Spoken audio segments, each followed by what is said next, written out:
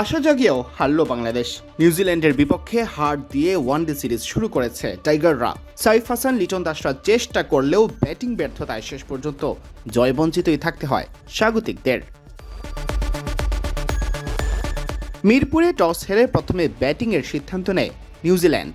সপ্তম ওভারে নিক কেলিকে শরীফুল সাজ ঘরে ফেরালেও প্রতিরোধ গড়ে তোলেন হেনরি নিকোলস ও উইলিয়ং।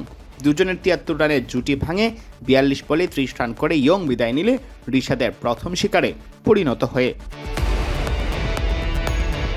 ২৫ ওভার শেষেও নিউজিল্যান্ডকেই রাখতে হচ্ছিল চালকের আসনে। তবে অধিনায়ক মেহেদী মিরাজ প্রতিপক্ষ অধিনায়ক টম লেথামকে ফেরালে তার খানিক পরই ভয়ঙ্কর হয়ে ওঠা নিকোলসকে স্বীকার করেন রিশাদ। আর তাতে মোমেন্টামটাও চলে আসে বাংলাদেশের দিকে। মোহাম্মদ আব্বাসকে স্বীকার করেন শরীফুল। এরপর ডিন ফক্সক্রফট বিপর্যয় থেকে ঘুরে দাঁড়ানোর চেষ্টা চালান। ভাগ্য পক্ষে না থাকায় রিশাদের নামের পাশে বাড়েনি উইকেটের সংখ্যা।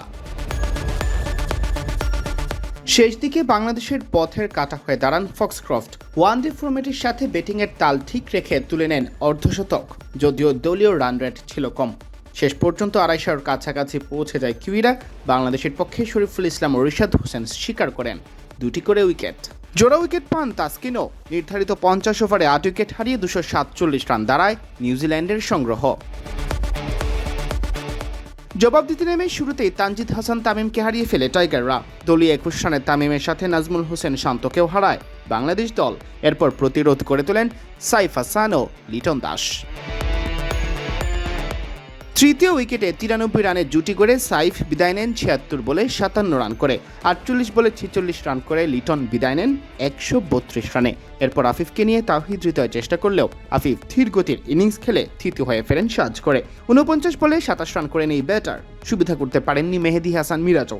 তাওহিদ হৃদয় একা চেষ্টা করলেও ১৯৪ রানে ষষ্ঠ উইকেট হারালে ম্যাচ থেকেই ছিটকে পড়ে বাংলাদেশ। সিয়াম চৌধুরী, বিডি ক্রিক টাইম।